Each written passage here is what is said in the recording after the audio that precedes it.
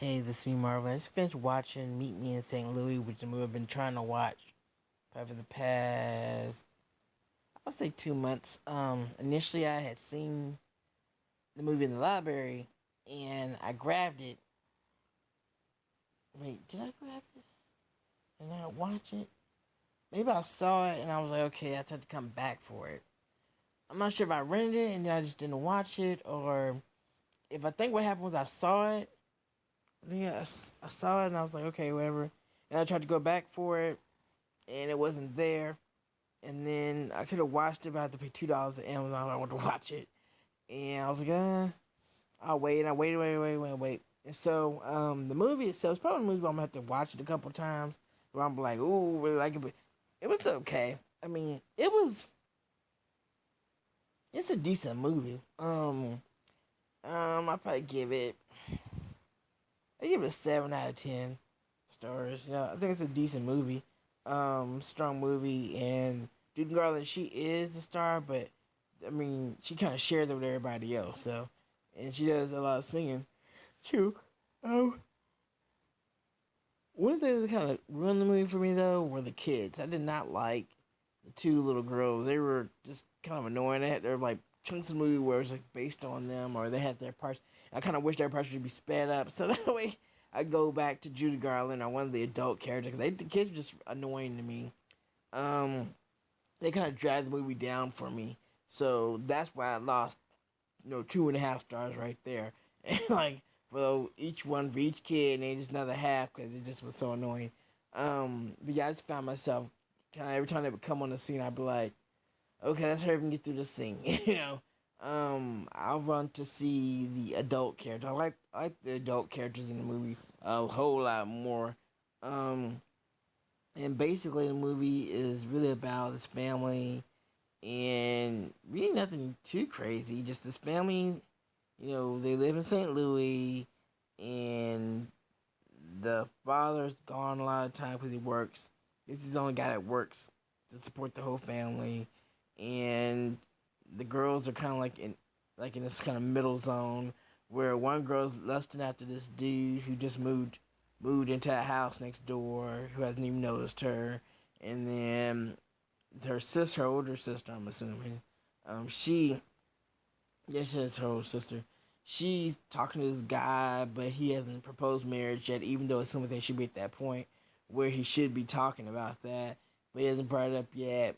And so they have a party, everybody comes over, and then Judy Garland's character finally used to meet the boy face to face, and they kind of have a moment alone, but he kind of ruins it a few times by saying the wrong thing. Not so much a mean thing, but just the wrong thing at the wrong time.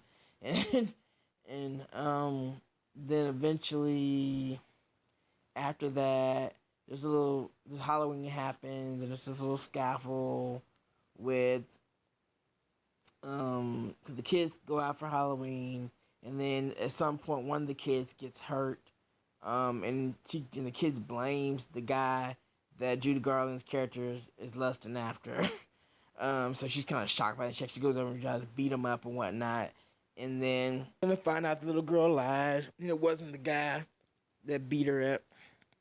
So Judy Garland's character feels stupid, and she goes back to apologize, and then oh yeah, so the family gets the news that the dad's gonna get a new job and they're moving to New York. And so everybody's all focused on that, and the girls are like on the tizzy and whatnot, and the children are like, okay, kind of flippant about it. And then you fast forward to Christmas time, and Judy Garland finally sings the song we've been waiting for her to sing during the whole movie. And it wasn't quite what I thought it was gonna be like. I thought she was gonna sing it like in the mist with everyone else, like at like a family gathering and all dressed up, and that's why I was kind of expecting her to sing it then, not really to be singing it, in her dark room, looking out on the weather with this little annoying kid that I don't like. So that was kind of like okay. And I was one point actually going back to the kids with this Halloween, and one of the kids actually goes and like throws rice at this old man or whatever, and the kid was annoying, and I guess it was just the whole big build up to the moment. Like this dude's supposed to be this really, really bad dude, and she's gonna throw this rice in his face and say, "I hate you, Mister," whatever.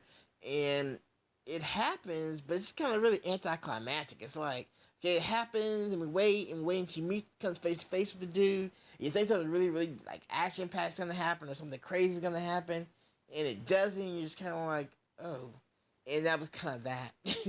And so, and then after Christmas passes, I guess the father, no, Christmas doesn't pass, but I guess the father starts seeing how everyone's reacting to this whole "we're moving New York" thing, and he's like, he finally sits down and he takes out his smokes, and he's like, wait a minute, I won't be able to do this in this house ever again. You know, we're all packed up now.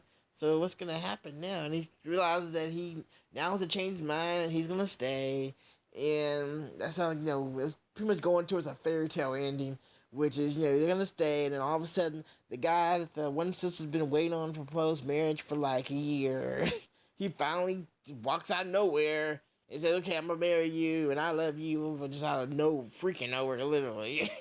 And then and actually, before this actually even happens, Judy Garland's character, the guy that she likes, forgot his name was, kind of a cutie.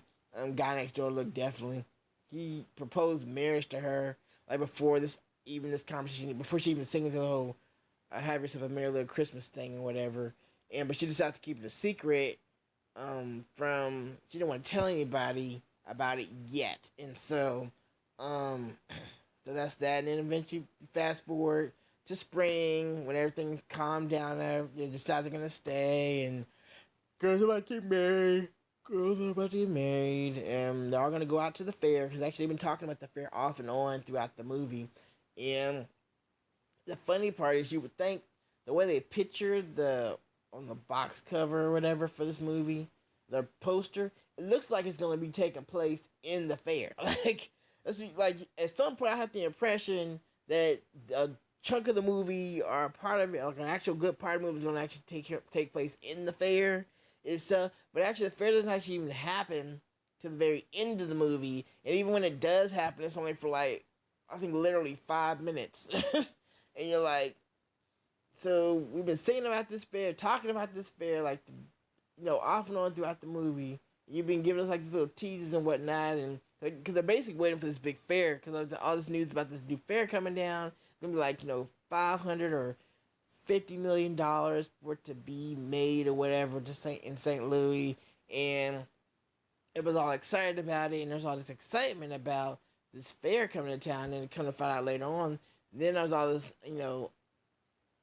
excitement about, in a bad way, about the people finally moving from St. Louis right when everything seems to be booming and about to really start kicking off. So, I guess I'd give it a 7 out of 10.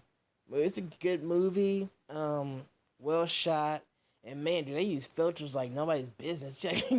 After being on Instagram so much as I am now, and seeing the filters all the time, and then going back and watching the old movie, they were pros at filters, man. They make anybody look just like fantastic. Even if the person doesn't by themselves doesn't really look that great, if they put that right filter on them, man, it's just like bam, it's like just majestic.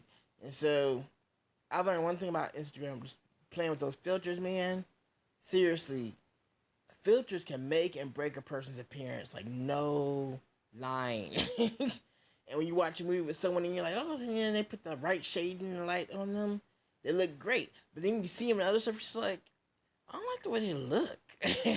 They look funny because that lighting isn't there that you're used to, and it throws everything off.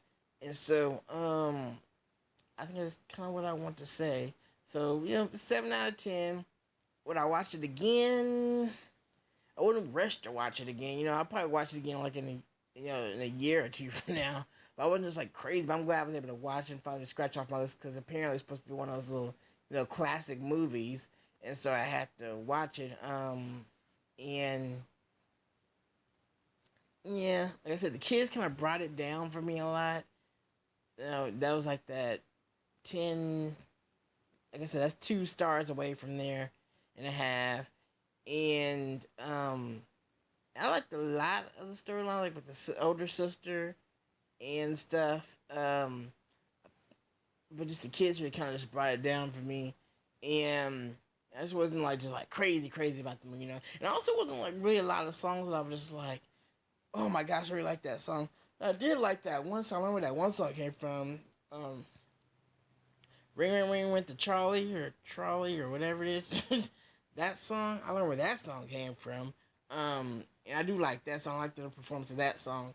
And that's really the only song I really liked to hear. The Boy Next Door was okay. Um, it was a little bit too sappy for me, I think. And I used to love sappy, but now I'm just like, you know, I don't. It doesn't really do it for me anymore. So, this is me, Marvin, and that's Meet Me in St. Louis.